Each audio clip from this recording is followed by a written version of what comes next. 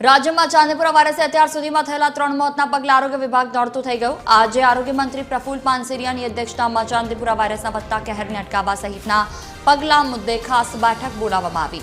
ચાંદીપુરા વાયરસથી અત્યાર સુધીમાં આરોગ્ય વિભાગના આંકડા મજબૂત સત્તાવાર રીતે 3 બાળકોના મોત થયા છે। આમ 12 બાળકોના મોત થયા, જેમાંથી 9 મોત શંકાસ્પદ છે।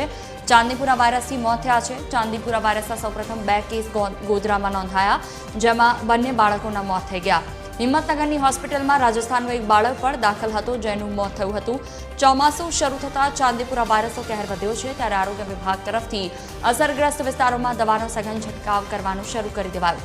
આ વાયરસ સેન્ડફ્લાય નામની માખીથી ફેલાય છે, જે મુખ્યત્વે માટીના કાચા મકાનોની તિરાડમાં રહેતી હોય છે।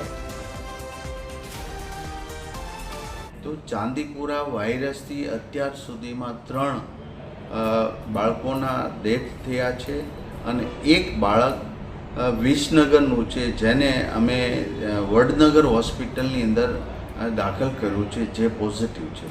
એટલે આ સાવચેતીના ભાગરૂપે અમારી ટીમ બધી જ જગ્યાએ કામગીરી કરી રહી છે।